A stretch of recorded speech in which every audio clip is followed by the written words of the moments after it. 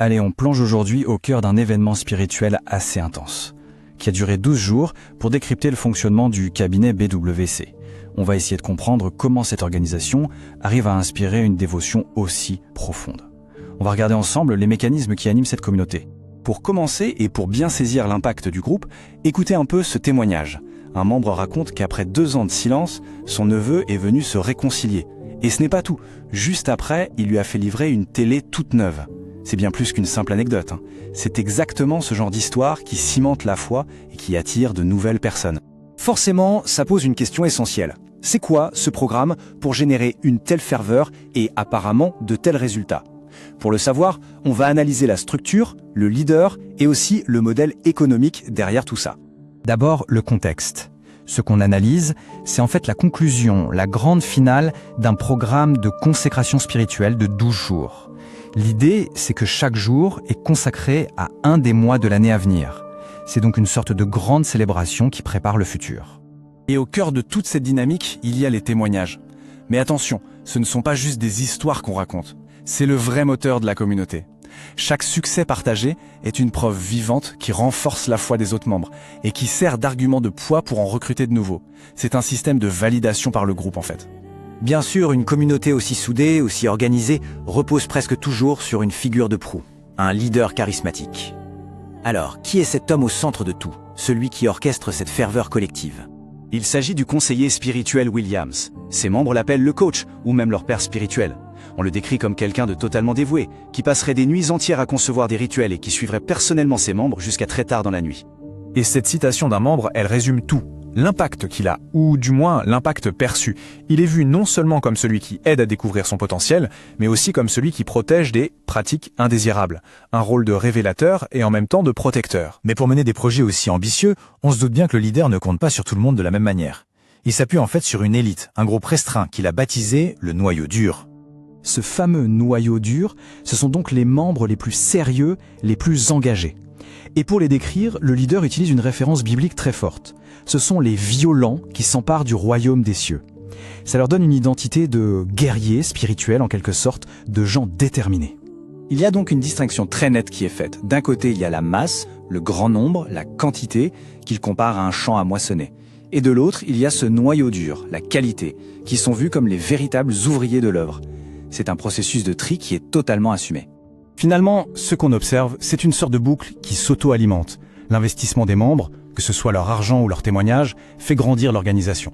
Et en retour, cette organisation plus grande et plus forte promet encore plus de guidance et de bénéfices à ses membres, les plus investis.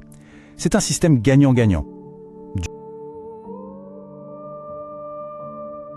Alors, tout commence avec une invitation. Une invitation qui a l'air, à première vue, de contenir une erreur. On nous parle d'un rituel qui a lieu en janvier, mais qui est focalisé sur le mois d'août. Bizarre, non ? Et pourtant, c'est justement cette petite contradiction qui va nous servir de clé de lecture. Mais attention, ce n'est pas du tout une faute de frappe. En fait, c'est tout le contraire. Cette bizarrerie, c'est la pierre angulaire de toute la philosophie du groupe. C'est vraiment la clé qui permet de comprendre tout leur univers. Quand on met les deux informations côte à côte, comme ça, on voit bien que ce n'est pas un hasard. Il y a une connexion, un lien qui est totalement intentionnel, presque comme un code à déchiffrer. Bon, alors, comment est-ce qu'on résout cette énigme ? Eh bien, la réponse se trouve dans un système de calendrier symbolique assez unique qu'ils appellent le rituel des 12 jours. L'idée de base, elle est super simple, mais en même temps très puissante. C'est que chaque jour, du tout début de l'année, c'est comme une sorte de répétition générale pour le mois qui lui correspond. Et c'est là-dessus que reposent toutes leurs activités de janvier. Et voilà, le mystère est résolu. C'est logique en fait. Comme on le voit ici, le 1er janvier, ça correspond au mois de janvier. Le 2 au mois de février, et donc forcément le 9e jour, le 9 janvier, est consacré à travailler sur le mois d'août. C'est aussi simple que ça. Ok, maintenant qu'on a compris le fonctionnement du rituel, le comment, on va s'intéresser au qui. Qui sont les personnes qui animent et qui portent cette communauté ? La structure, elle est très claire. Au centre de tout, il y a une figure charismatique, le leader. Juste autour, on trouve son organisation, et puis encore plus proche, un cercle de membres ultra engagés qu'on appelle le fameux noyau dur. Et ce n'est pas juste un surnom, attention. Comme on le voit dans cette citation, c'est le leader lui-même qui désigne ce groupe comme étant la colonne vertébrale du mouvement. C'est eux qui portent l'œuvre.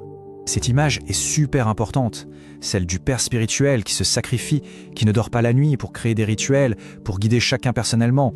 Ça crée un lien très très fort, un sentiment de dévouement réciproque. Et tout cet investissement, il semble produire des résultats. Les membres parlent de transformations vraiment profondes dans leur vie, et ces histoires deviennent la preuve vivante que le système fonctionne. On entend des témoignages vraiment poignants, comme celui-ci par exemple, où une personne raconte comment son neveu est revenu demander pardon après 2 ans de silence. C'est le genre d'histoire qui ancre vraiment la conviction. Mais l'impact n'est pas que dans l'émotionnel.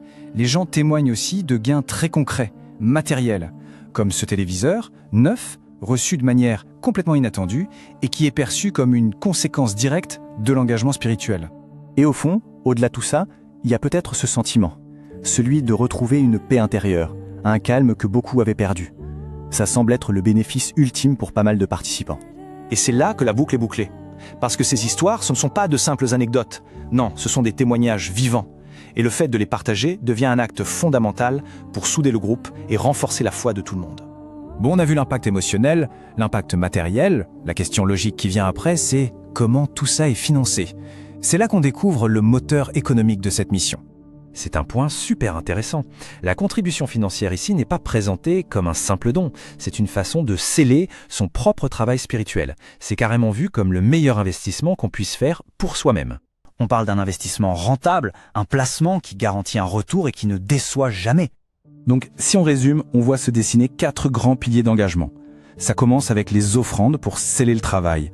Ensuite, les témoignages publics qui servent de preuve sociale. Pour ceux qui veulent aller plus loin, il y a des formations avancées, payantes bien sûr. Et enfin, tout le monde est appelé à soutenir les grands projets de l'organisation. La boucle est bouclée. Et des projets, justement, il y en a. L'organisation ne manque pas d'ambition. Les contributions des membres ne servent pas juste à payer les factures du quotidien, non. Elles financent une vraie vision de croissance à grande échelle. Et ce ne sont pas que des mots, les objectifs sont très précis. Par exemple, ici, on voit une levée de fonds pour un projet bien spécifique. Réunir 1 300 000 francs CFA, soit à peu près 2 000 € pour financer une nouvelle application mobile. Cet argent, il a une destination claire. Il s'agit de financer une vraie expansion. Développer des outils numériques, comme cette fameuse appli bien sûr, mais aussi couvrir les frais de fonctionnement des équipes et même, sur le long terme, construire un siège physique. Et pour mobiliser tout le monde, le leader utilise des images très parlantes, comme ce proverbe. Un seul doigt ne peut pas laver tout le visage. Le message est limpide, les ambitions sont grandes et il faudra l'effort de tous pour y arriver. Ok, maintenant prenons un peu de hauteur. Essayons de voir comment toutes ces pièces du puzzle s'assemblent pour former un système complet et cohérent. Alors, quand on met tout ça bout à bout, qu'est-ce qu'on voit? On voit une machine incroyablement bien huilée, chaque élément nourrit le suivant, le rituel produit un impact, cet impact renforce la communauté, qui à son tour soutient le leader et alimente le moteur financier, qui lui-même permet de créer plus de rituels. C'est une boucle auto-renforcée. Ce qui est peut-être le plus frappant dans tout ça, c'est ce mariage entre l'ancien et le moderne. On a des concepts de rituels très anciens qui sont vécus et partagés à travers des forums en ligne et bientôt une application mobile. C'est la tradition qui rencontre la tech pour construire la spiritualité de demain. Au fond, cet écosystème nous donne à voir un modèle qui est vraiment puissant. Il combine un sens du rituel très fort, un leadership charismatique et une utilisation hyper intelligente du numérique. Et ça nous laisse avec une question assez vertigineuse pour notre époque. Comment cette fusion entre la technologie et la tradition est en train de réinventer complètement notre façon de croire et notre façon de faire communauté aujourd'hui. Voulez-vous devenir une version parfaite de vous-même? Bienvenue à Booster Week Center. Cabinet spécialisé en formation et coaching en développement personnel et spirituel. Nos formations 100% pratiques en ligne connaissent un énorme succès et continuent d'étonner ses participants de toute génération. Notre communauté s'étend déjà dans 14 pays. Afrique, Amérique et Europe. Quel que soit l'endroit où vous vivez, vous pouvez vous inscrire dès aujourd'hui à notre programme Limitless pour commencer à relever votre taux vibratoire et avoir une vie plus épanouie en quelques semaines de formation spirituelle pratique. Saisissez dès maintenant cette occasion unique de transformer positivement votre destinée.